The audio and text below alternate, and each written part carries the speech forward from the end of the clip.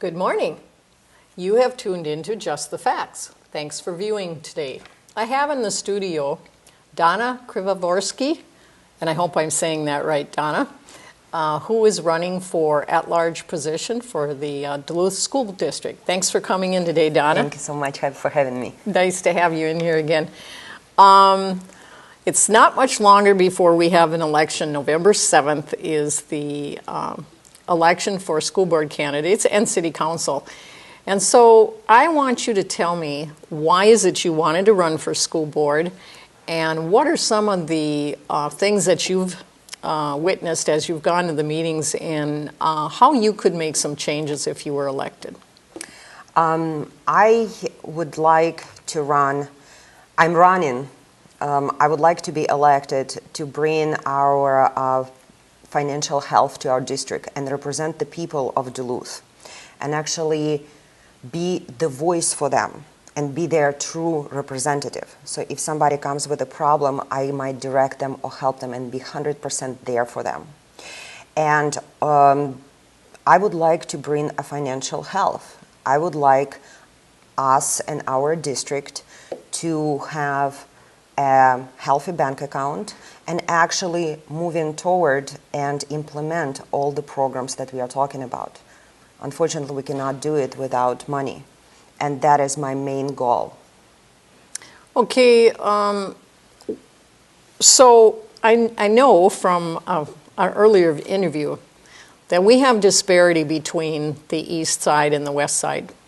I didn't notice that when I was growing up. We all got a equal education. We all went out there, were able to go to college or get jobs or go to business school or whatever. But there is a very big graduation gap in this city. And Denfeld, my old alma mater, is one of the crucial areas that I see needs some fixing. Are there ways, because we won't sell the buildings to alternative schools, and anybody else that wants them, they're not going to pay what they should be valued at as a school. So we're stuck with this problem of not having that income, plus the fact that we have, because there's not 7 periods in a day and many other things, there's bullying going on. People are taking their children to other school districts, and along with them goes that money. What are we going to do to provide what these children need? How are we going to have the funds? Where can we maybe look to find some alternative funding? Do you have some suggestions? You've looked into anything like that? Absolutely. As a matter of fact, the table that was distributed during one of the school board meetings back in April is the one that solidified my decision for the running. And that table is compensatory education money. The compensatory education money based solely on the free lunches per school, which means, socioeconomic kids who do not have, families do not have a proper income. And those money that are given to the schools with those kids, they get distributed to the schools elsewhere. And number one, their compensatory education money should be spent in the school where they are generated. So the kids who need it most can take the full advantage of them. That's number one. 7th period is an absolutely must, and it's been implemented in other districts very successfully. It provides a wider academic opportunities for kids, and it creates those opportunities, the kids that might not take enough credits, that will tremendously help with its extra help, extra time, extra classes that they might not take otherwise. Also, the third thing is the federal grants. We desperately need the grant writing department, which apparently we used to have with the previous superintendent, Keith Dixon, I believe, which got dispersed and no longer exists. We need to take advantage of those grant programs. We need to have personnel that will full-time be dedicated to write those grants, the federal grants, and we need to take advantage of that. And the fourth point is build the trust. I am an elected official by the people, and that's exactly where I'm going to go, trying to rebuild the trust between community and the school board so they would trust us with their kids again. Well, and I think that's an extremely important point that you're making, because people come to the school board meetings, they give their concerns, even teachers. And this is about 2 years ago, 3 years ago, I've lost track of time. 2 Denfeld teachers, they're getting children with 5th grade education at the 11th grade level. They're both in science and math, these 2 teachers, and they want to know what the school district is going to do about it. And to this day, they have not changed that.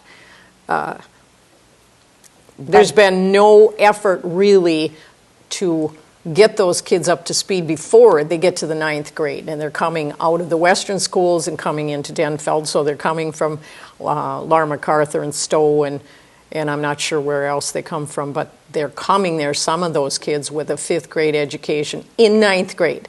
And those teachers, they weren't listened to either. It's like, who is the superintendent and the administration listening to? It seems like that kind of problem is not going on in the eastern side.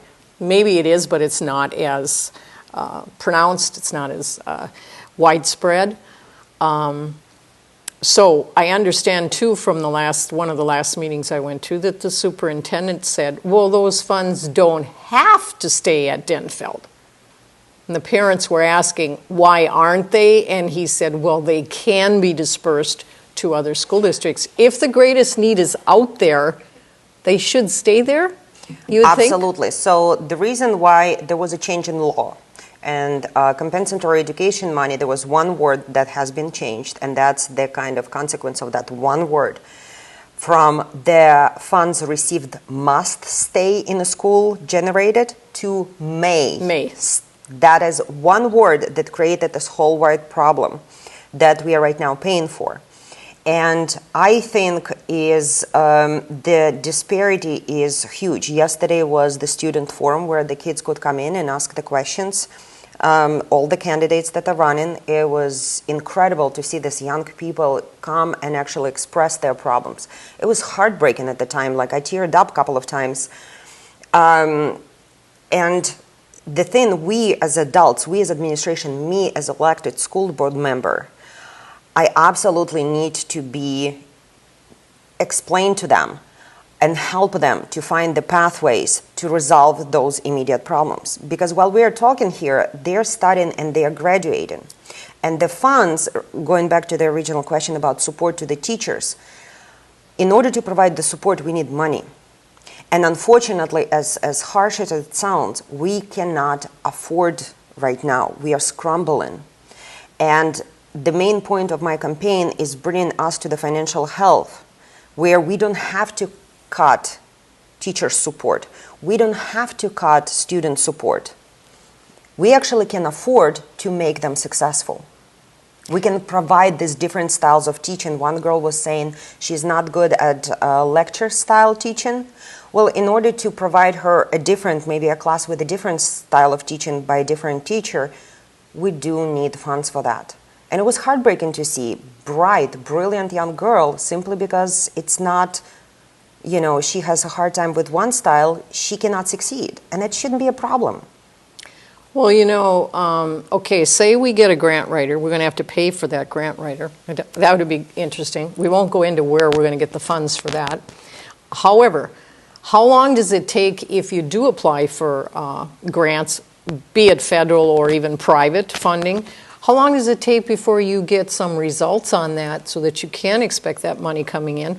Would it not be wiser that we already know the opposition is here? Let's face it, we know charter schools, and they're staying. They were willing to give us $14.2 million for that central site. Nobody else wants to pay that.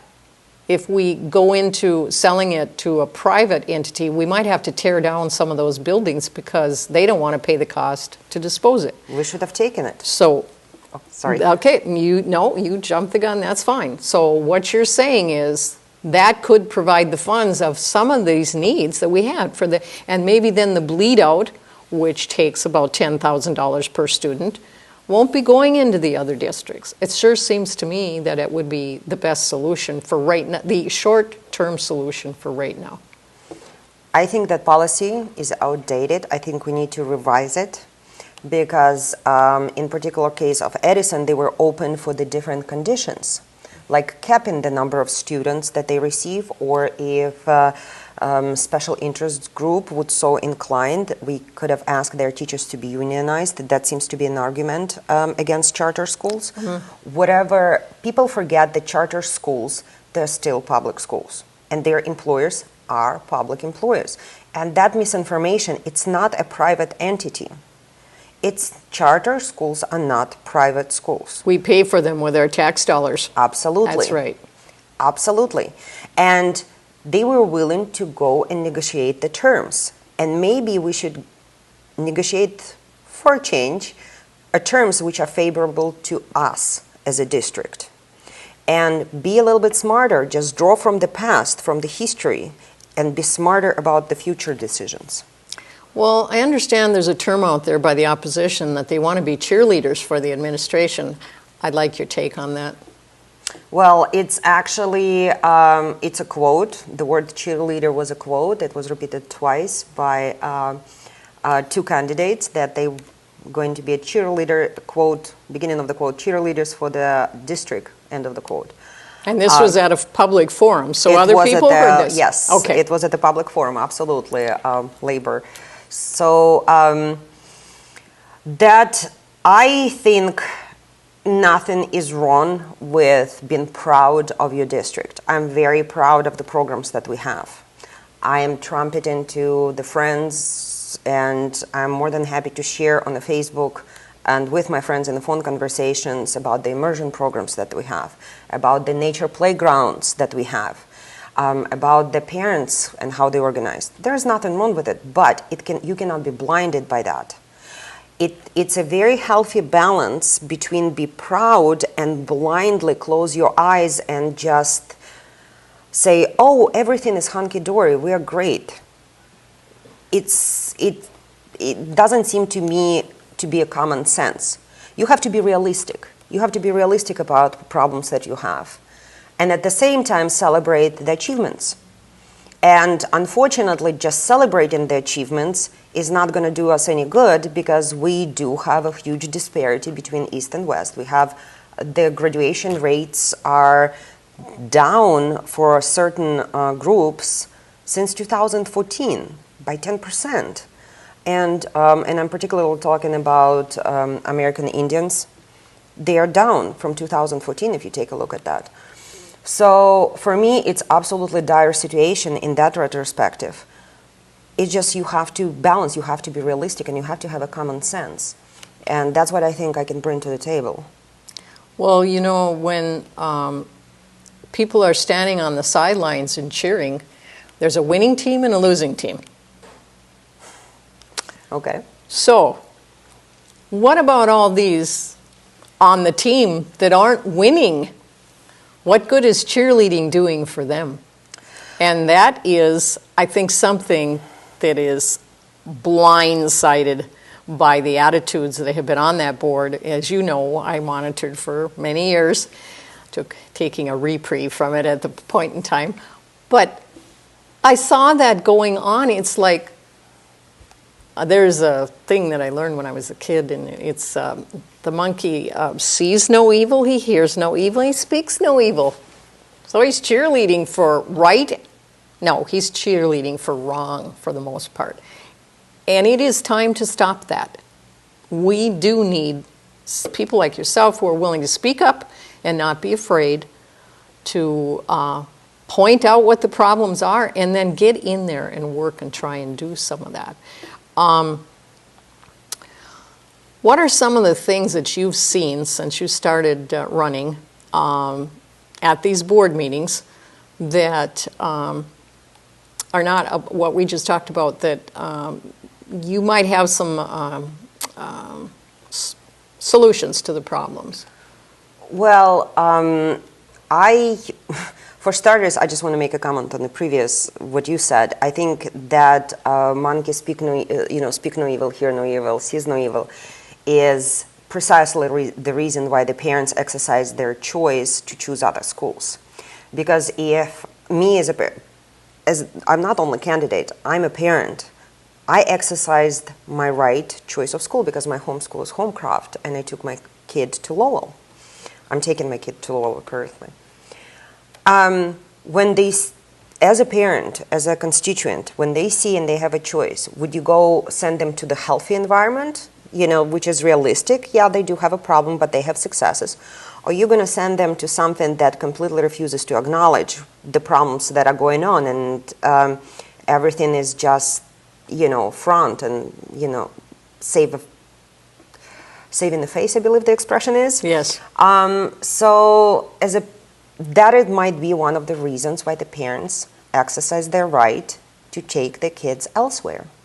And you cannot blame them for them. And that is what my job would be as a school board member, to go to the community and build that trust again and show them that the school board is strong, that we are not just pushovers. We are strong and we have their kids' interests at heart. But the problems that I've encountered, communication. The very first most important problem is a transparency. And I think secret agenda setting meetings, they need to go. This is a job that needs to be done 100% in the public eye. So even if we have any problem, there should be a way to put it on an agenda to be discussed.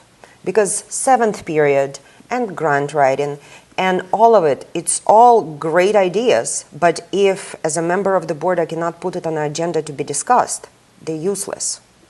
It's just me talking. There have to be, and the public should know what is going on. You should explain to them. We should explain to them as a school board members.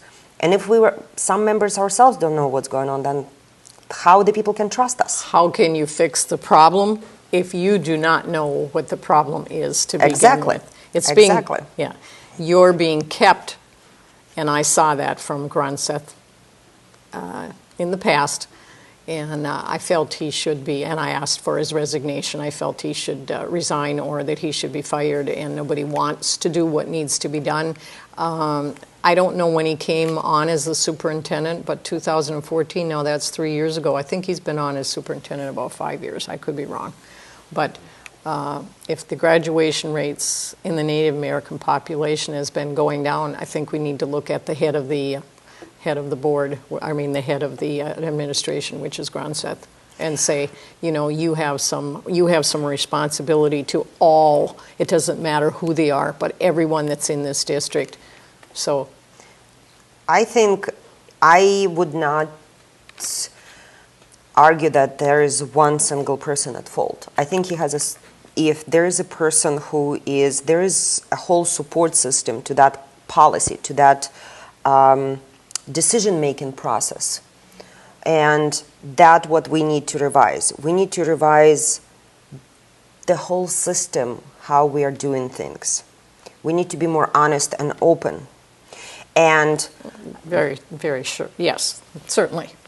So if we are honest and with the public, if we are honest what we are about to do, then there is not accountability. Then you can basically, if you discuss, all of us discuss and we all know points of view, then we can hold accountable for what's going on. Right now, you try to pull one end of the thread and you don't know where it's going to end. And it's kind of like the shifting image. So absolute openness and honesty. With budget, with policies, with way we do things, with our processes, absolutely. Well, and I can't disagree more with you, because the only reason things go on is because there is secretive dealings going on behind the backs of the people who are trying to make it honest and trying to make it the best. Like was said earlier, you don't control the educating part of the children. You control the policies and the decisions that are made. But if you can't make those decisions on an open basis with all of the information on the table, you might make a mistake, or your voice will not be heard because there isn't enough of a quorum on the board to pass your decisions so that those changes can be made. So the superintendent, he's at the top where there needs to be an accountability on his part, and I have not seen that. I would say that, once again, going to the previous, is you obviously observed this board for a long period of time. You've been there, you videotaped, you listened, you stood, you were involved for a long time. I haven't for as long as you have. So for me, so far, it's a shifting picture. I do not have, I can neither agree nor disagree with you because I do not have the information. That is, I would love, it's like people come and ask me about where would you, at one of the forums, the question was, where would you do the cuts, you know, like for the budget, where would you cut it? I don't know. I received the budget, but I didn't receive the codes to decode it. So I basically have a big list of, from our previous interviews, I did receive the budget, but I did not receive the codes. So I have a list of useless numbers. The codes? Yes. Excuse me, let's talk. What do you mean by the codes? And where do the codes come from? So this is the interesting situation. The CFO, Doug Hassler, sent me a budget, and each expenditure is accompanied by the code number. And I called the St. Paul,